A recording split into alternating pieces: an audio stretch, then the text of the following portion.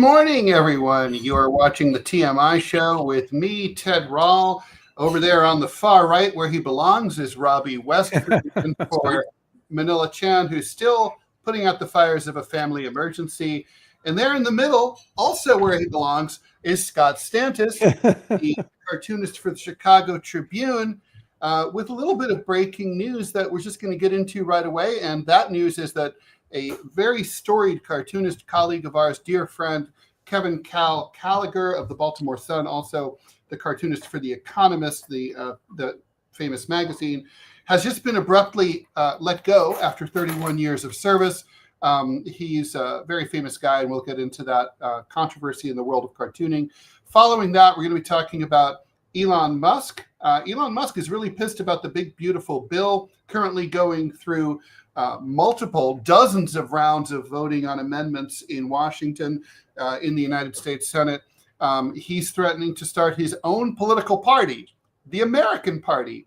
I know Scott and I always have thoughts about third parties. We do. Terrible thoughts for the most part, although I don't know about one started by problematic billionaires, but we can get into that. Maybe come on, Ted. The Afrikaners are. When will their voices be heard, Ted, in this country? When? So true. And then also we have a guilty plea coming in from University of Idaho mass murderer. I think we can say mass murderer now, not alleged mass murderer, if he's going to confess to it. And a very interesting piece in the New York Times that kind of got my mind to change. I'm really interested to hear what Robbie has to say. This is about the military's transgender policies and how the Trump administration is handling them. And finally, cheese, milk, other dairy products, there's now a plausible link between them and nightmares, which is very problematic as a French national to hear that cheese could be a problem. But fromage? Let's get into it. All right. Vive le fromage. Vive le fromage, indeed. Scott, tell us about what happened to Kevin Kohberger, the cartoonist at the Baltimore Sun. You've seen his cartoons. They're heavily crosshatched, and they're signed just simply KAL. Yes. Cal has been working there for 31 years. The whole chain, Tribune Publishing, God, English is a second language here. Tribune Publishing was sold to Alden Capital, a hedge fund, which has it's pretty dicey. If you ever look them up, there is nothing to look up. There's not a web page. They have it's like a storefront in like a strip mall. It's a very strange operation, which seems appropriate to be the last ones to own any interest in any newspapers. He was abruptly, according to his post on Facebook and on his Substack, he was abruptly laid off today. And not surprisingly, quite frankly, we can talk about this. I was so funny. I was telling Ted off camera, Robbie, that I told my wife I was going to talk about this. And her first thought was, now be nice. Be nice. Don't be nice. I'm going to be honest. We've done honesty this to ourselves. Honesty is so rare, Billy Joel said. It is. And honesties are always nice. So it is not, but it's necessary in this case. We did this to ourselves. Ted and I have had this discussion on in other venues and talked about this infinitum off any microphones, save for our telephones. We've done this to ourselves. You have to wonder. Cal's work is heavily crosshatched. It's beautiful to look at. He's one of these guys he's a cartoonist's cartoonist. I like to say he's one of these guys who.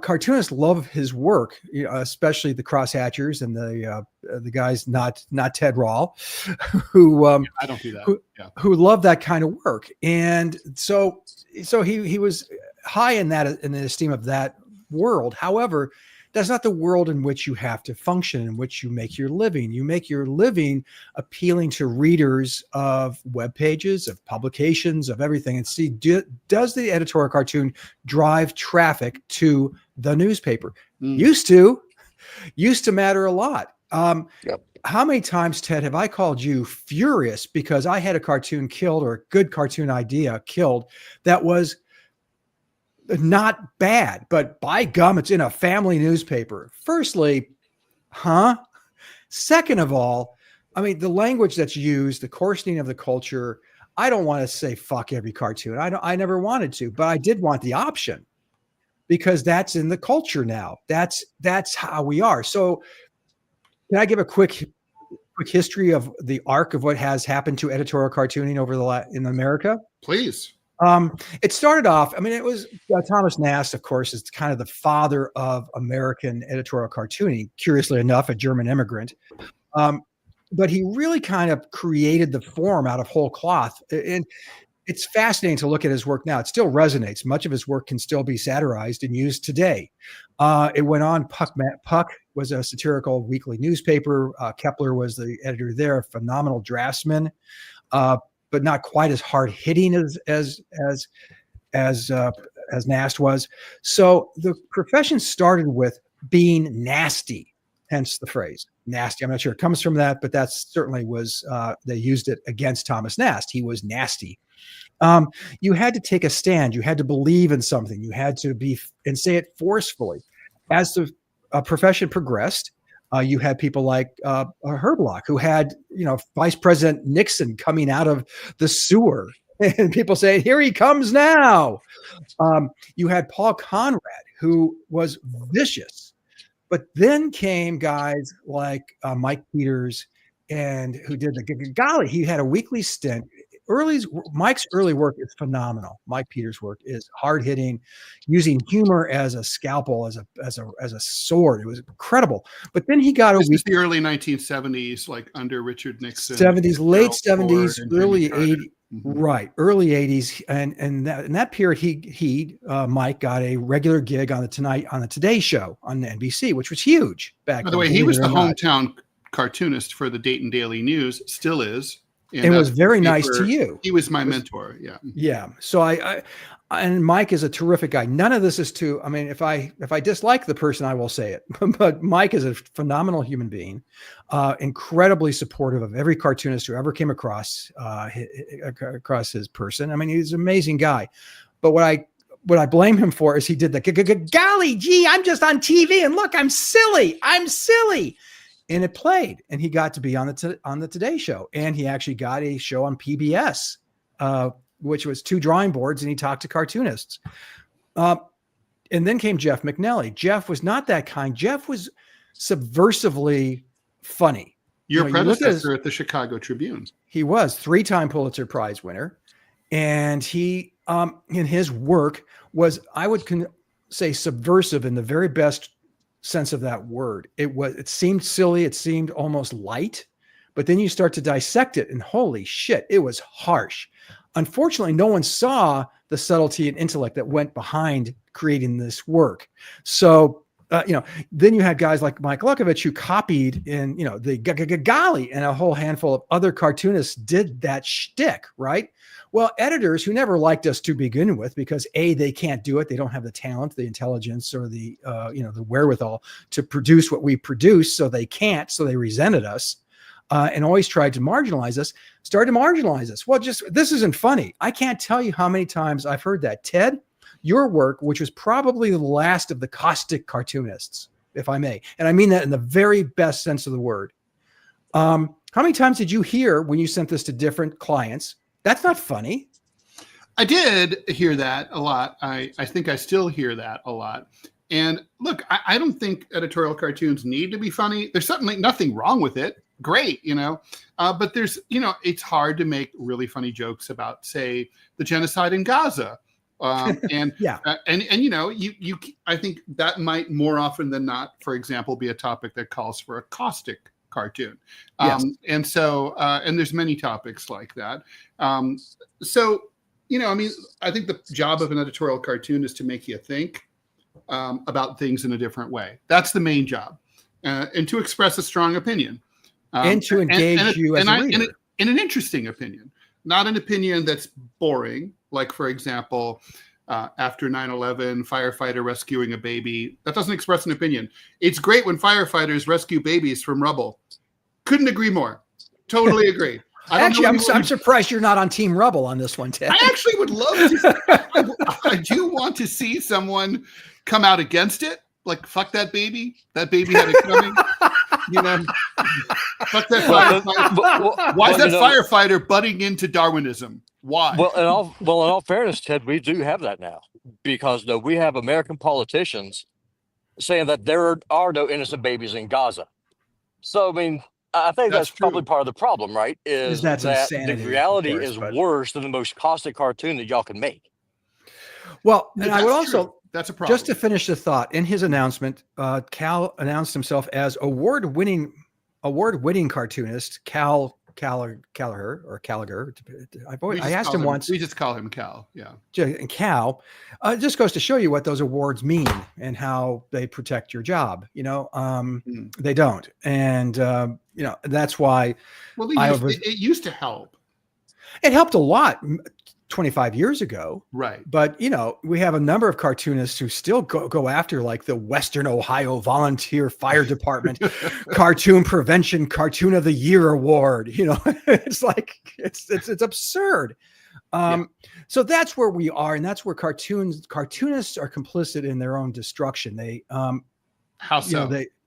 But like I said, they watered down their own work. They allowed editors to do what editors do, which is water it down even more. They self-censored because they got syndicated, because you got work published back in the day. Being in the roundup of Newsweek was one of the biggest things you were heading after. You couldn't have dreamed for anything better.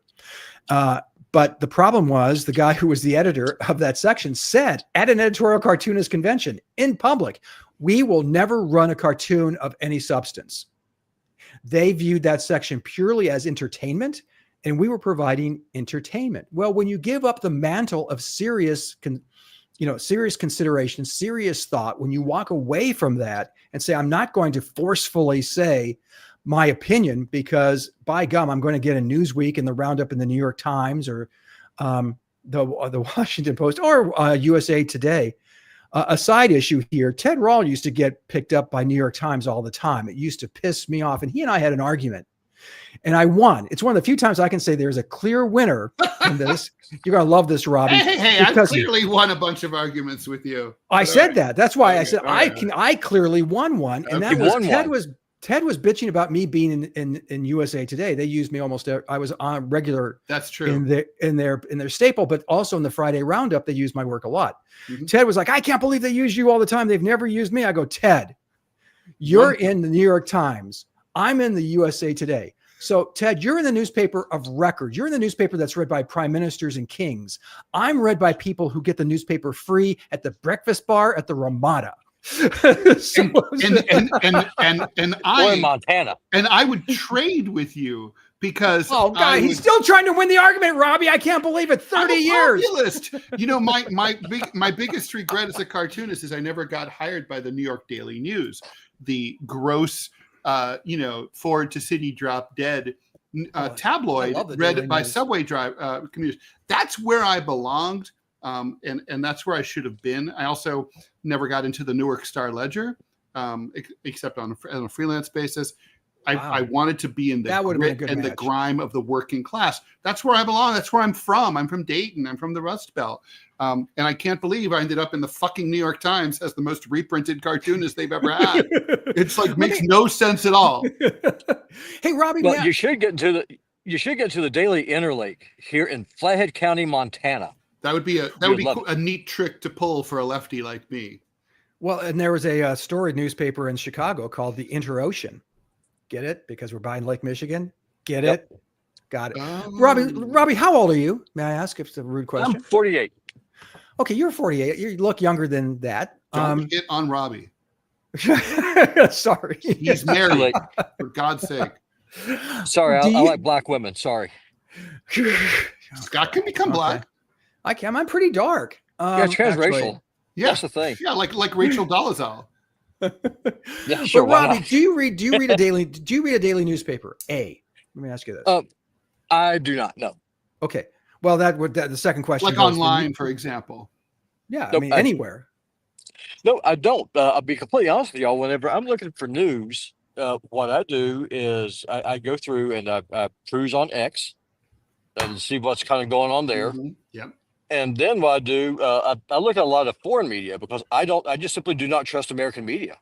I like to go to the South That's China. that's for good reason. Yeah, I was Well, not going to disagree with you.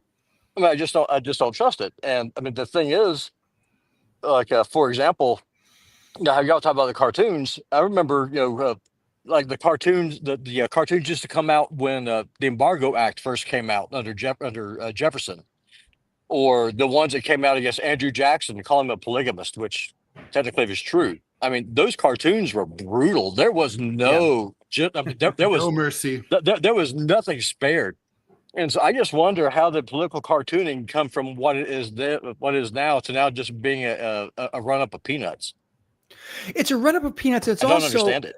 had touched on this. There's a number of cartoonists who just draw, I'm going to call them New York Times liberals. They will do whatever the New York Times says. They will follow that line. They will never deviate from that line. They can't possibly say that Donald Trump did anything right ever. In turns, they can never, ever,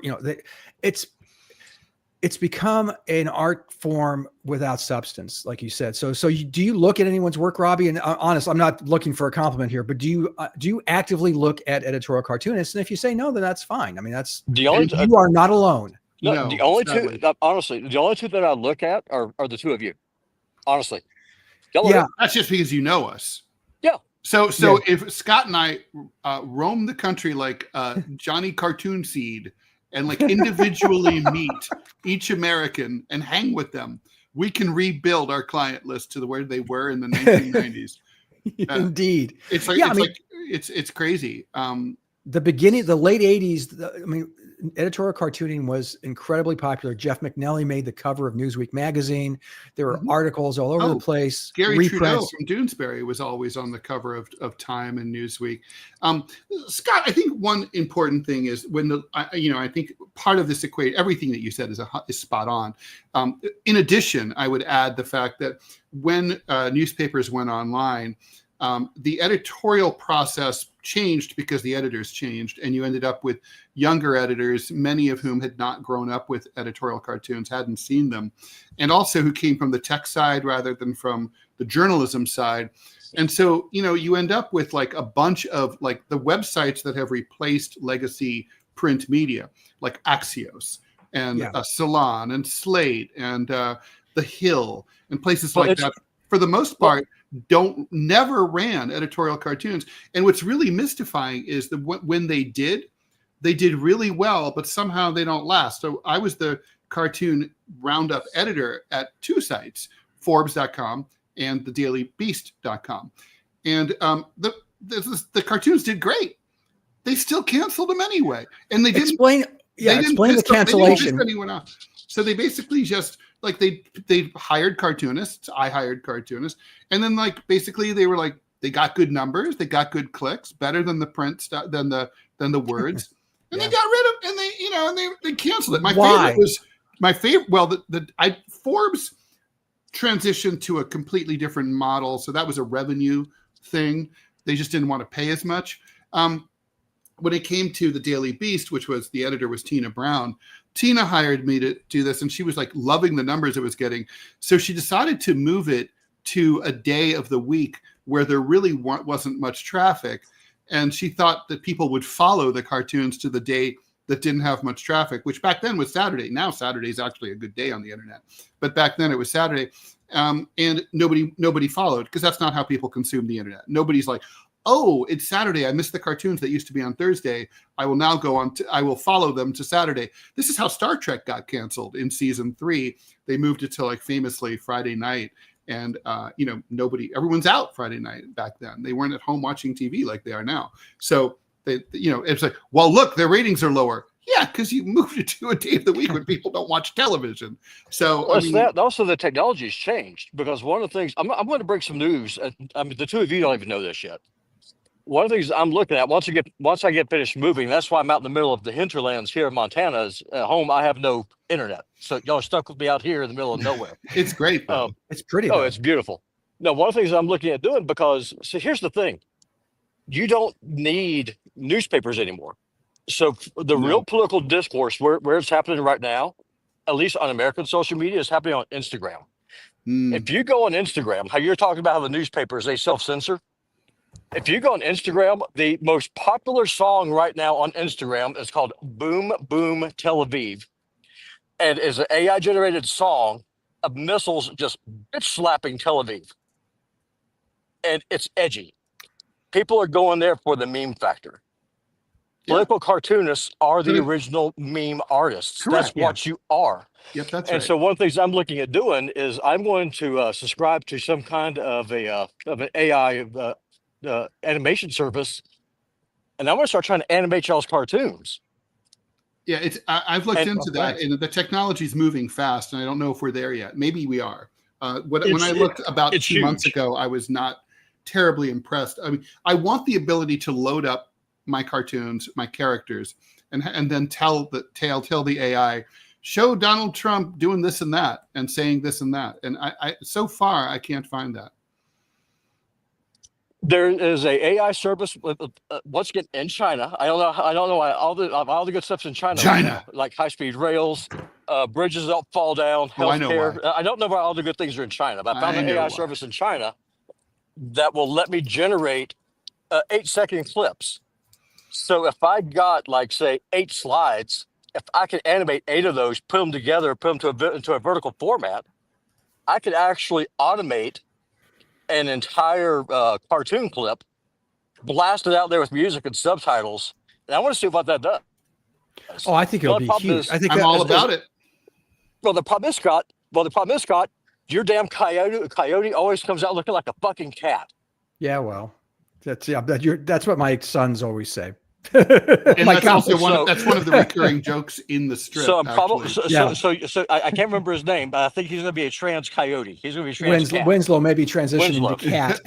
Well, actually, so listen, let's leave that there. And Scott, if you're able to stay, are you able to stay on? Because I have a couple stories that I think you're going to find of interest. Oh boy, you mentioned transitioning. So there's a piece in the New York Times today that changed my mind about something.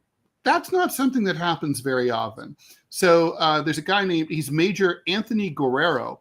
And to cut to the chase here, he asked his superior officers whether he was able to talk to the public about the following topic.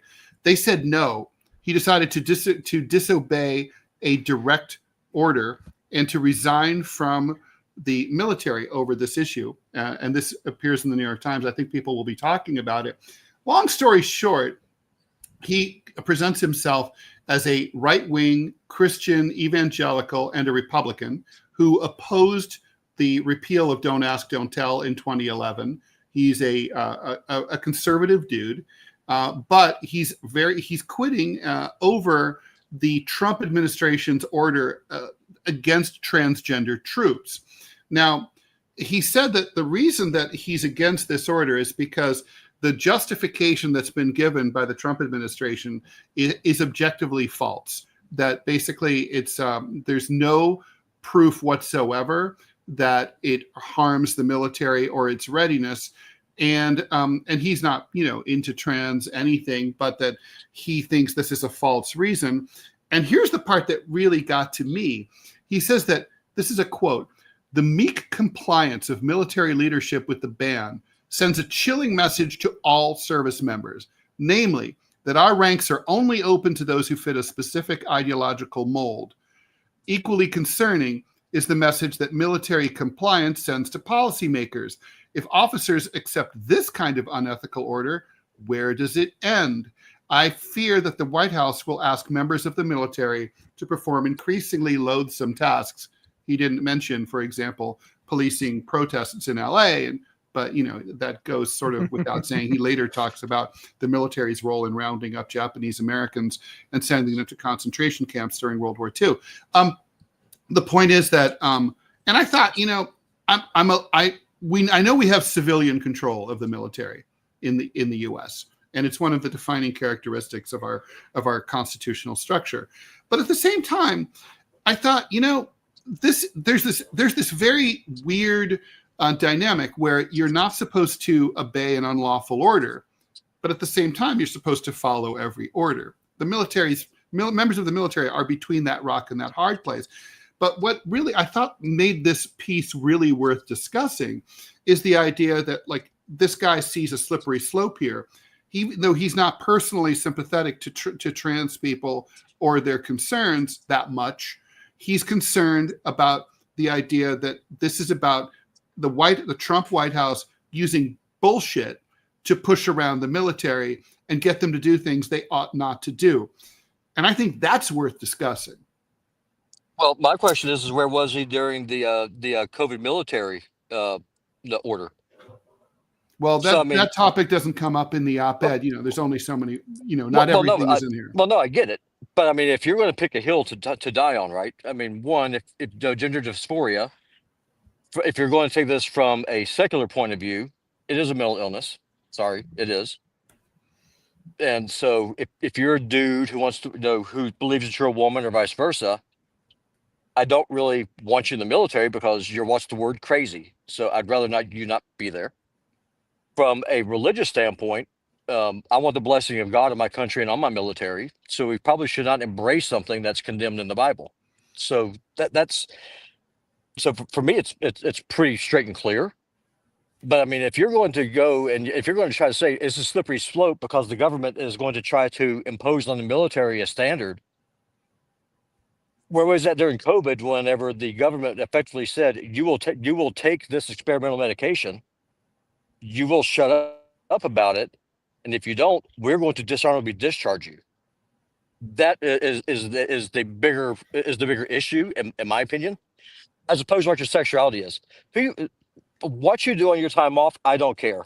Who you sleep with, knock yourself out. I do not care. Well, you're leaving a lot there. So before you go too far, I don't want to, I want to respond. I'm sure Scott wants to respond too. I mean, I think that there's, first of all, I'm going to say I totally radically disagree, Robbie, with the idea that like the Bible should come into any decision related to the secular decisions of the government, right? Agreed. The Army is works for everybody, including atheists, Muslims, everyone else. So I don't think that's pertinent, really. And also as for the COVID thing, I think that was just following the precedent, which I think is wrong, which is the military just basically reserves the right to shoot its soldiers and sailors up with anything that it wants. And you sign away those rights. And they have under Democrats and Republicans alike for decades, right? So that goes back forever, even down to experiments involving LSD and weird shit like in the 60s, and MK Ultra and all that crap. But well, hell, even the Germans did World War II with meth. Wild. Yeah, and amphetamines. But like, the point is that's like, the soldiers as guinea pigs is its own thing. But the American Psychological Association, this is the crux of the matter, published a study in 2018 that found that substantial psychological research demonstrates that gender dysphoria does not itself prevent people from working at a high level, including in military service. In the piece, he says, indeed, since 2016, since trans people got in, they've been deployed to combat zones, provided vital support to combat operations, and filled critical roles in the armed forces. So, I mean, we know that trans people have served honorably and successfully in the military for a number of years. So what Trump's really doing is basically it's a dog whistle to his base. I don't like trans people. I don't like the whole idea of it. So I'm kicking them out of the military, even though there's really no evidence that. That they fuck up our readiness. So Ted, I'm curious. Real quick, I'm sorry, Robbie, but sure. Ted, real quick, how did this change your what you said you changed your mind on an issue? I'm curious how it did that. Well, it made me think about I did have some sympathy originally for the administration's ruling about transgender people. Like Robbie, I have some issues. I do think, by definition, there's a mental illness involved in gender dysphoria. I mean, any dysphoria is a mental illness by definition, right? When you are something, but you think you are something else, that means something's off. And so I thought, like Robbie, I thought, well, this is that's not you don't want to give big guns to people who are authorized to go and kill brown people all over the world, to people who might be nuts. And then, but the thing is, if there's not a scientific basis for that, if you don't have peer-reviewed studies that show that there's actually an issue here, you can't just sort of say it and throw people out based because Ted Rall thinks or Robbie thinks maybe this is fucked up and strange. You gotta have a basis for it. You can't. Okay, I got your basis right here. I got your basis, Ted. All right, I got your basis. Is the rate of suicide higher in the trans community? Yes or no? Yeah, of course. Okay, there you go. There's your basis. They're going to argue. Well, so what? They're fucked in the head, Ted. You don't need them there. But a lot of them say that they commit the suicide rate. There's a lot of evidence is that it's because of the discrimination in society, of which this is the Trump administration's ruling to throw them out of the military is an example. I mean, you devote yourself to the military, you train, you get through basic training and all that, and then they throw you out because there's a new president, because there was an election. Well, you see, the way that you fix this, and the way that honestly, the way that you fix this would be for Congress to do its job. And if they want to allow, if you want to allow someone who does not, by definition, accept themselves as what they are, if you want those people to be in the military, if you don't want this to be a political hot potato, pass a law. Congress could do this thing. It's called doing its job. The problem is resolved. Well, you have a Republican majority Congress, Robbie, exactly, and they're not going to pass a law in favor of transgender rights, even if it's based in sound science. I mean, these are the same people who think that who want to claim, even though they know climate change is real, they want to claim it's not. To wait 2 years. I mean, seriously, we lobotomize ourselves every 2 to 4 years. It's just like with abortion. If you want to have the right to murder a baby, then you probably should not wait. No, just hang that up on a really flimsy written Supreme Court opinion. You should probably do this thing called pass a law. If you want to have trannies serving in the military, pass a law. It's really not that hard. Well, we do have too many. Yeah, I mean, look, the administration's a classic example. We have too many executive orders, too much law that's relying on court rulings like Roe v. Wade and so on. Scott, you haven't said much here. Well, because my sense is I'm kind of a Goldwater Republican on this issue. Remember when he was asked about gays in the military, he says he only cared that you can shoot straight. He doesn't care if you are straight. I mean, and I think that's really fundamentally the purpose and the function of a military is to shoot people and break things. I mean, that's their job. Does being transgender trans people can do that? What they can. Transgender people can do that, and they do. And gay people do that. I mean, just about everybody does it, especially in the United States, where you can get guns out of vending machines. We're great at killing. We're good. We really are. And so, where am I on this? I would say I don't have a problem with, and I hate that we have these blanket policies because we're lazy. We're Americans, and we like to say we're hardworking people, and we're not. We're lazy. We like to have blanket policies that all sizes fit all. Robbie, you talked about COVID here in Alabama. They shut down the entire state during the COVID outbreak. There were some counties that had an infection rate of, and I'm not exaggerating, 0.004%. You didn't have to shut down anything, but you could have. Let's say it's St. Clair County, or let's just for shits and giggles say St. Clair County, 0.004% infection rate. You don't have to do it. You can have a standard saying, well, if your infection rate hits this, then you have to do that. If your infection rate does this, then you have to shut down. If it's 15%, absolutely. But, we have this in the military. If a transgender person in communications, for instance, is not interfering with anybody, is not a distraction, is not hurtful to the service and the operation of the armed forces, then who gives a shit? From the biblical standpoint, I'm going to say then that's up to, that's God's job. He makes it very clear. It's not our job to do his job. He makes it really clear. That's why he has the parking space in the corner office. So I agree. But on the flip side of that though, so what this is, this is the wedge issue, right? Because there's a lot of overlap between centrists and leftists and then right wingers like me. So the last thing that you want to do if you're a politician in Washington, D.C., is have three people like us with three very different opinions looking around and say, you're not my enemy. Well, the way that you have to make sure that people like the three of us think we're enemies is that you got to have these wedge issues. That's why they're doing this.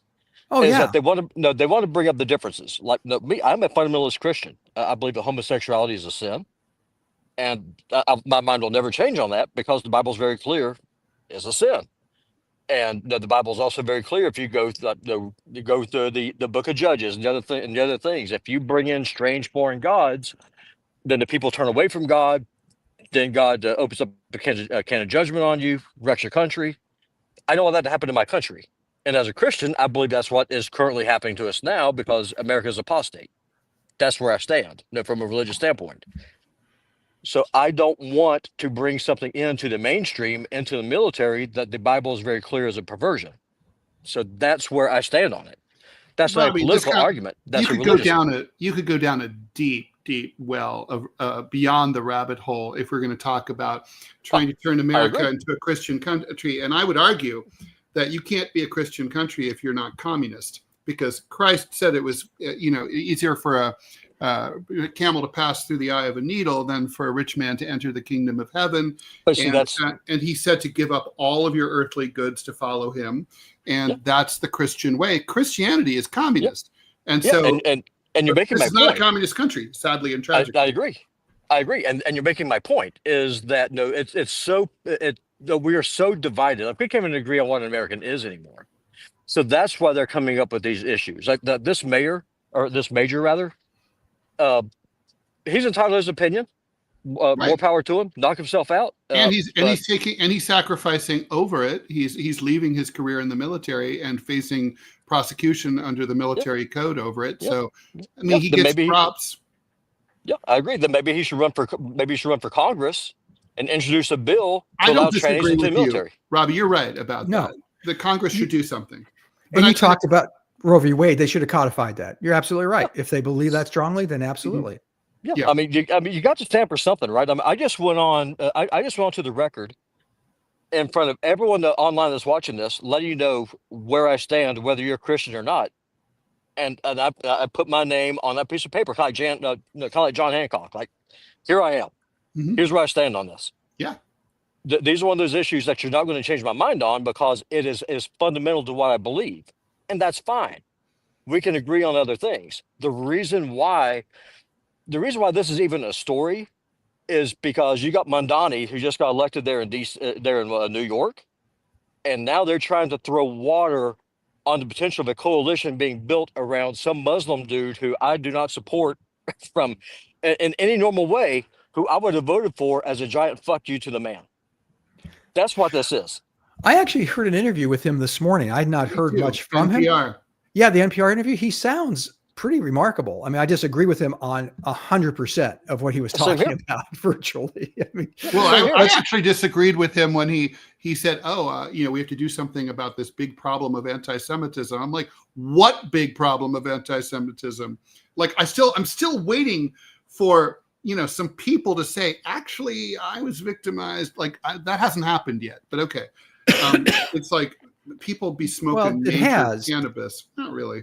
Yeah, but it has. The synagogues across the country are being attacked, being vandalized. There's nothing new. That's happened for years. And a lot of times it happens by the petitioners of those synagogues trying to get brownie points, trying to get sympathy points. So there is that. Kind of like that black dude who burned down his own church in Mississippi. It's like, look what happened. The point is that, Jewish cemeteries have been vandalized for years, long before October 7th. That's for sure. But I don't think there's a new problem. Anti-Semitism is repugnant. I just don't think it's new. I'm going to go back to Robbie's original point, which is these wedge issues. And that, because if I'm remembering correctly, the percentage of trans people in America, it's like, it depends on how you define it, right? I mean, some people are like, it's 1% of the population. I'm like, no, it's not 1%. Bullshit. Yeah, no way. That's like, okay, so that's like saying I get onto a New York City subway train where there's 100 people on it and one person's trans. No, they're not. And I live in New York City. Like, that's just not true. I hardly ever see trans people. Well, maybe they're just very good at it. Did you ever think about be. It could be one of those crying games. No, it's a wedge issue. I saw that one coming. It's a bullshit issue because it's not. The numbers are so minute. Although it addresses nothing. Honestly, it It addresses nothing. it addresses our bigotry. It does. It addresses we have a visceral, emotional. Robbie, you're not one of them. I suspect I haven't heard it. If you are, and Ted and I aren't, but there are guys who have a visceral, emotional, over the top response. There's a cartoonist, Mike Lester is a cartoonist who will dream. He'll be talking about, Robbie, I'm not kidding. He'll be talking about EPA, restrictions on emissions of coal burning plants in Pennsylvania and bring the issue to trans. That's true. Like, what? That's dumb. What the hell are you talking about? Yeah, they're living rent free in that dude's head. Oh, no kidding. Oh, it's crazy. I always assumed that like someone touched him in the dirty place who was not right. I think he picked someone up at a bar, went home. Wah, wah, wah. He was working as a waitress in a cocktail bar. All right. with that, we got to keep moving here. Serious. If you go to Thailand, you think they got this beautiful girl, and you go into a room. Next thing you know, she has a schlong that's bigger than yours. That would be traumatizing to anybody. I'm telling you, the reason why I am so militant, and I use that word deliberately, militant on this whole trans issue, as the father of a daughter. If some dude goes into my daughter's bathroom, I'm going to beat his ass unapologetically. I will go to jail for it. I do not care because that's my little girl. And there's a lot of nonsense, and again, what you said is worth repeating every time. This is a wedge issue, right? 100%. Trans people, trans women in women's sports. Look, if I had a daughter in sports, I'd be upset about it. It's bullshit. It's ridiculous. There's no such thing as a trans. There's no such thing as a trans woman, Ted. You are a dude cosplaying as a woman. There's no such thing as a trans woman. Sorry, I'm going to say you're a man or a woman. I think there are, but I think it's a tiny fraction of the people who are transitioning these days. Yeah, I fundamentally reject it. I'm under no obligation whatsoever to participate in your delusion. But be that as it may. All right, we could talk about trans people all day, but we're not going to do that. So Elon Musk wants to start a new political party. Elon Musk wants to start a so-called American party. People who saw the logo for today's show, the thumbnail, noted that I used there already has been an American party a few times in American history. And anyway, so Elon is really, really mad. This is very strange, right? Elon and Donald Trump had a falling out post Doge.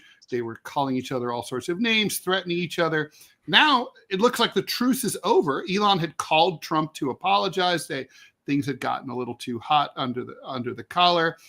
Now Elon's all agitated over the Big Beautiful Bill Act, which is currently working its way through Congress, voting currently happening in the Senate.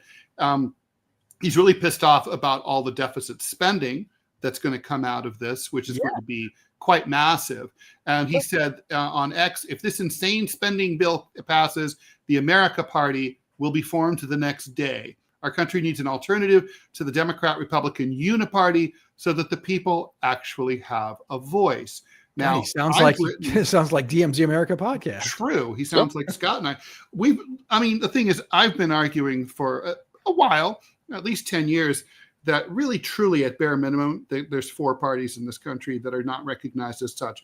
There's progressive Democrats, there's corporate Democrats like the Hillary Clinton types, there's country club Republicans or corporate Republicans, and then there's MAGA populist Republicans. Tea Party Republicans. At least there's four parties.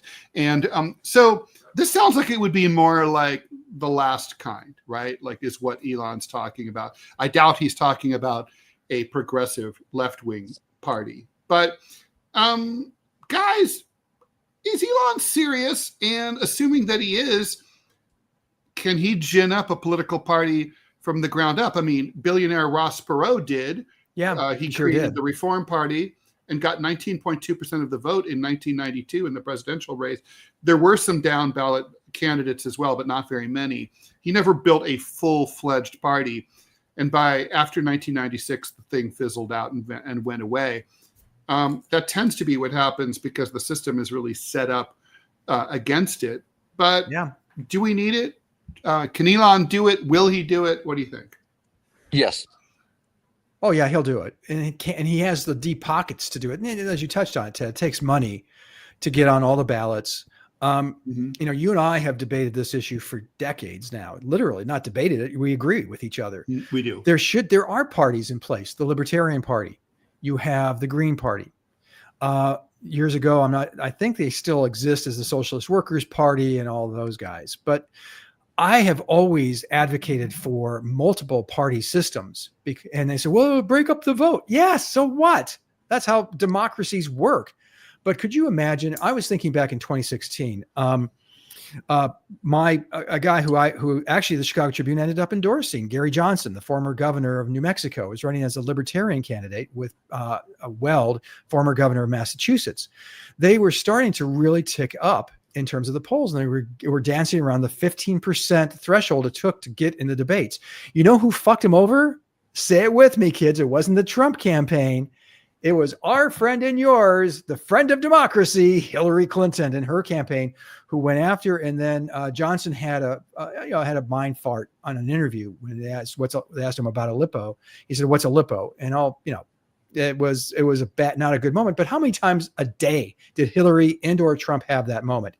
Anyway, it crashed his campaign. They actively went after. Could you imagine for a moment how different the 2016 campaign would have been if it was Donald Trump, Hillary Clinton, Gary Johnson, and Jill Stein on that stage, the four people who were polling significant numbers? The outcome would have been profoundly different. I'm thinking we may have even had a chance at a President Johnson, which would have been just fine with Scott. And weed would have been legal everywhere because that was one of Johnson's things. My point being, I hope he does it. I hope it's successful. But the thing is, Ted and Robbie, is that they construct it in a way that's sustainable versus the, what was Perot's party? The Reform Party. Reform Party, which lasted 3 election cycles. It was Perot twice, and then Buchanan. Oh, I guess I forgot about Buchanan. Yeah. Mm-hmm. Yeah, which was a weird choice. So, and it was because they still had ballot access because they got enough numbers, but you also have to have down ballot participation. That's been a flaw with most third parties, particularly in the modern era, right? The Green Party has never been good at getting down ballot candidates, even in major cities and states. They've always focused on the presidential races because it's sexier and you get more. But when you research, for example, the old Progressive Party under Theodore Roosevelt, throughout the teens, there were Progressive Party candidates for mayors and governors around the country. Don't forget, you had a socialist. You had a long line of socialist mayors elected in Milwaukee, Wisconsin, for instance, and you had them in Madison, Wisconsin as well. You had them around the country. You had, Eugene Debs got 1 million votes. In which election was that? And the Farmer Labor Party, which is now part of the Democratic Party in Minnesota, was the merger of two parties: the Farmer Party and the Labor Party, that were both state parties they were very active in state and local governance there, and I think that's why they still have a vestigial strength there. So if Musk can put his money where his mouth is, start the party, but you have to start it with a lot of down party representation as well. That is, dog catcher, the county commissions, the water districts. Board. All of it, and start from there. Then you start building, and that's when it gets serious. Top of the ticket, Elon Musk cannot be president of the United States. No. Even with all of his money. One of the commenters backside of nowhere said Perot was more likable, and that's true. Yes. Yeah. Well, he was more intrinsically American too. Really, that chutzpah. Well, Musk can't run for president anyway. He cannot. He can run. He just can't serve, right?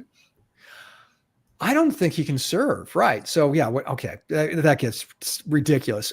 A third party, a fourth party, a fifth party. I would like to see at least 4 to 6 parties in every election. Serious. I agree.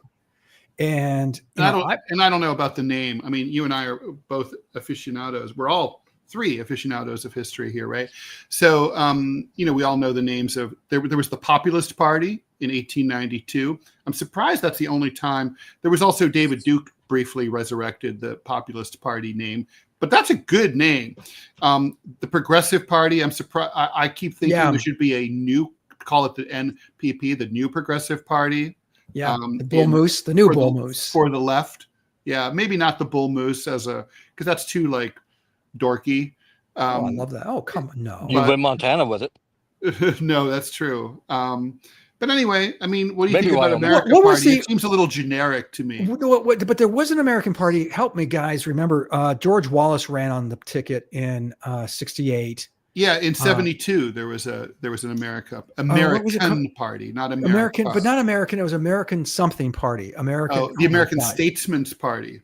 No, that wasn't it. Dang it. That's Strom Thurmond. Well, he ran at. Well, that was actually Thurmond in '48 ran States' Rights Party. States' Rights Parties, right? Oh my gosh, I'm losing my mind. And then, of course, there's the Labor Party. That was 1948. That was Henry Wallace. No, I'm going to do Elon Musk a solid. The best name for it, honestly, would be the Rent's Too Damn High Party. Honestly, that would do it. Think about it. I mean, the whole reason I'm out here, sitting out here in the middle of nowhere talking to y'all right now is because I just got priced out of my house. Yeah, that's amazing. I'm sorry about that. You're moving. Why did I get priced out of my house? Because the rent's too damn high. The rent is too damn high. I'm currently arguing with my landlord right now. Why is there now a Muslim immigrant from Africa who is all but the mayor of New York? Because the rent's too damn high. So, I mean, seriously. Jay French on YouTube says Musk has the biggest megaphone on the planet, and there's demand for a protest vote party. Right, and the question is though, but what does that look like? I mean, American Independent Party. Wasn't there something already like that? AIP.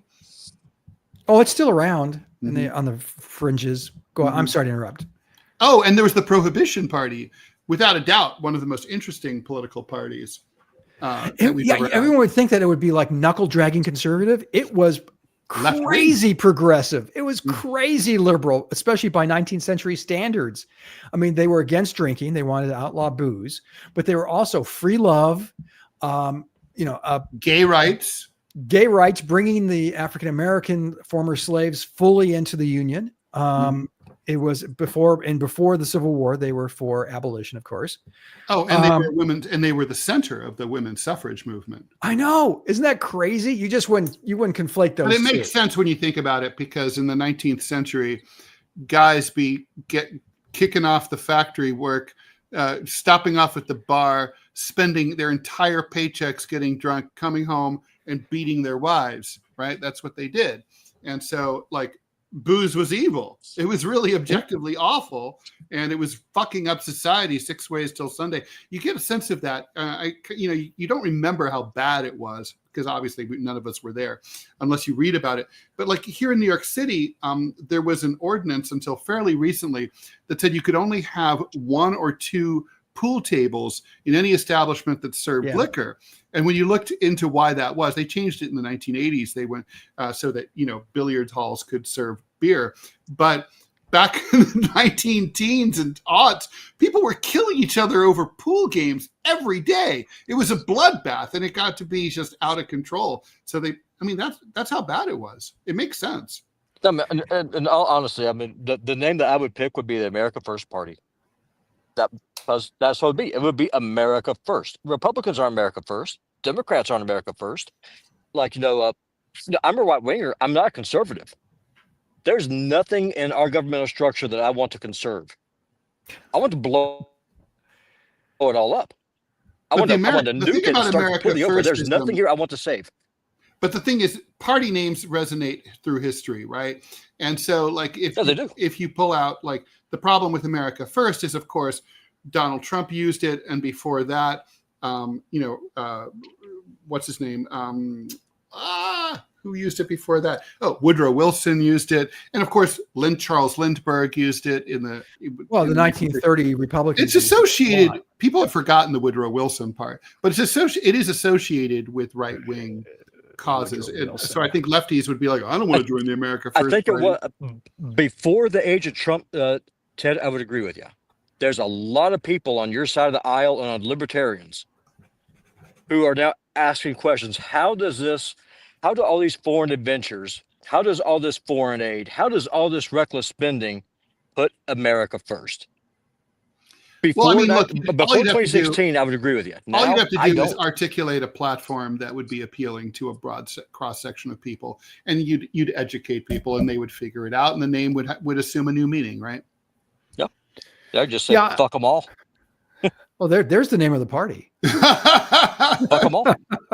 Fuck them all. Scott, if you want, can you stick around, or do you have to go? I got to get going. I got to Okay. Yeah, I gotta get going too. I gotta go pick up the We'll keys to my new storage unit that is going to be my new house. All right. Well, Where are you exactly? Can you tell us? Are you this? I am it is a I big am sky, in and it is big sky country. Yeah, I am in Woodland Park, just outside of Kalispell. And so, fun little story. So the apartments are. I was living in a house. I can no longer live in a house because houses are not for people like me in America anymore. So we're moving to apartments that were made out of shipping containers. The rent is the same that it was paying for the house. Jesus. And so I am now moving into a shipping container that's been made into a studio apartment with 2 bathrooms and 4 bedrooms. So I have a studio and stuff. And so my rent will still be $1,700 a month, but instead of having a house, it will be a storage container. And Wow. so that is why Mandani won, is because if you are a working class schmuck like me who does not have a college education, this country, we have no future. We are completely, totally, utterly fucked. All right, Scott, I'm going to let you go. Robbie, I'm going to hold on to you while we race through the 2 last stories. Scott Stantis is the editorial cartoonist for the Chicago Tribune, contributor to Center Clip, winner of the Sigma Delta Chi Journalism Award, and the co-host of the DMZ America podcast with me, Ted Rall. Scott, we got to talk about when we're doing it next. Yes. And so, bye, Scott. See you and talk to you later. Okay, bye. Okay, so quickly, the University of Idaho suspect. Look at that sky. It's amazing. That guy. He's a criminologist, and he's a grad student in criminology at the University of Idaho.